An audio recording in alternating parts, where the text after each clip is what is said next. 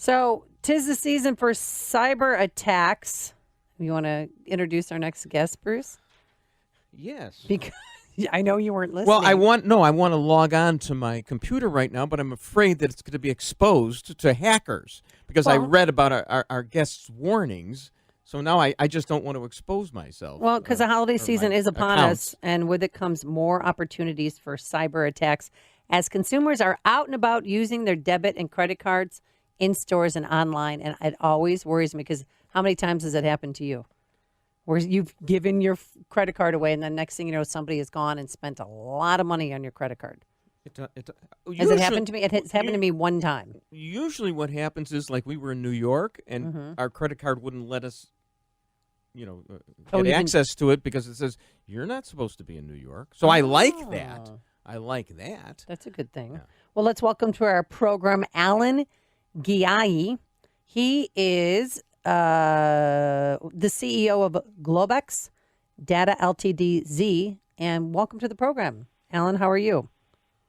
Thanks, Amy. Hi, I'm happy to be here with all Chicagoers listening to us.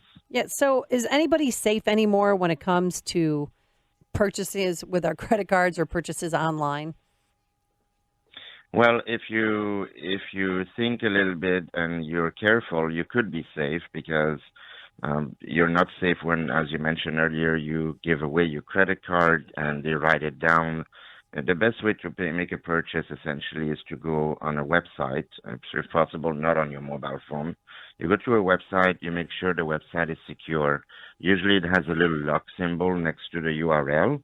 And then you put your credit card info in there because it means that they have been vetted and secure through PCI DSS regulation, which is a payment card industry regulation. And you don't log in with a Wi-Fi. You have to log in on a secure internet connection. Well, now I'm worried because my iPhone has a lot of credit card information on it. Not just one, but a few credit cards. And that's actually the worst thing you can do, Amy. So the thing that you don't want to do, whether you're on a phone or a website, is let the website store your credit card. And the reason is a lot of these websites all of them use third-party infrastructure in the cloud, and a lot of them are not even secure. We just had Facebook not long ago that lost about 29,000 users' data because one of their server was not encrypted. And these companies that store our data are so large and vast that they just can't control the level of security that's needed to really properly secure a card. So if you buy something on Amazon or any other website, or if you order food online through DoorDash or anything else, and you have the option to save your credit card for convenience, you should never do that because essentially you're giving away all that information to a third party, and you're assuming that they're going to safeguard it with their life, right? And that's not the case, as we know. Yeah, because there's hackers everywhere. And now, but honestly, I'm going to have to work on getting it out of Uber Eats. What about Uber? Because Uber, I don't have time to pump in my information every time. Can I ask a tangential question? Wait. He's answering my question. No, it's all part of the same thing. No, who says it's part of the same? Well, we're here's the fighting deal. now like a married couple. So when I call up, yes, dear. When I call up, like for a pizza, and I give them my credit card information, and then they ask me for the 3-digit code on the back, I mean, I'm just giving it over the phone. I'm giving it to a person there. I'm basically exposing my... That's the problem. You're exposing yourself. Now, now we do data security and secure communication, but I started in the credit card processing business.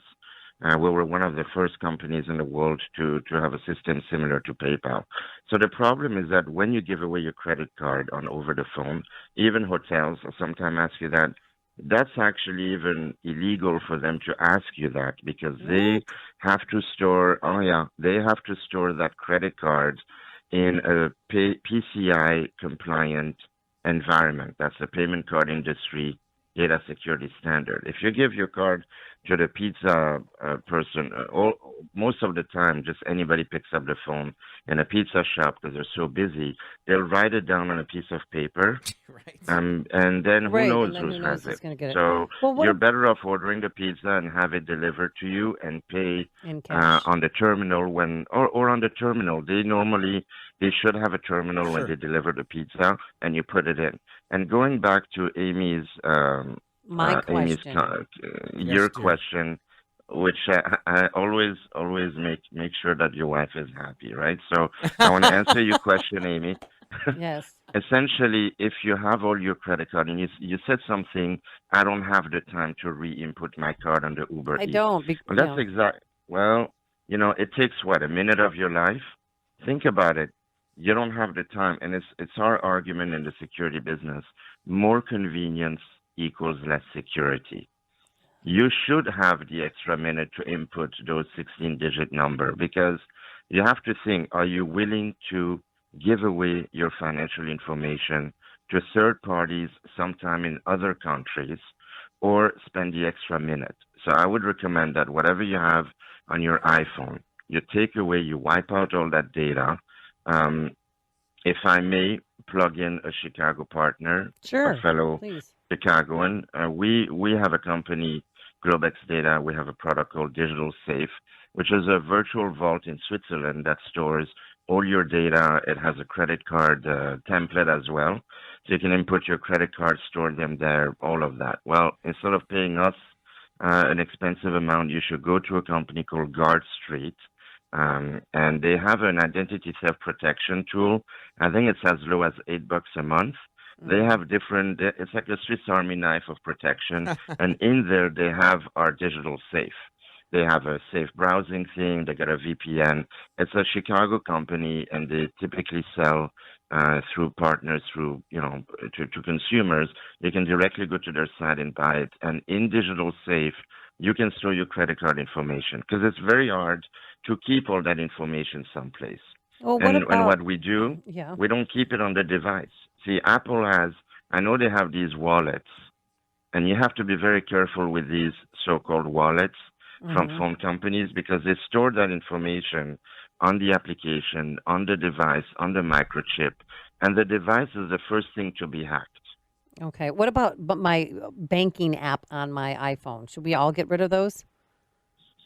Because that's Well, a very convenient way to bank, is when you're on the road. that's a super, yeah, that is a super convenient. So I prefer not to use that. Hmm. But if you are to use a banking application, I would recommend first you ask your bank, is there any what we call metadata or information stored on the app itself?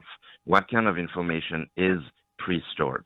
If you log in and you have to put your fingerprint, I don't know if you do that on an Mine iPhone. has face I recognition, but I don't even face. know if that's Okay, safe. But so well, it's debatable all these things, but the main thing is, are they storing any information on the application itself?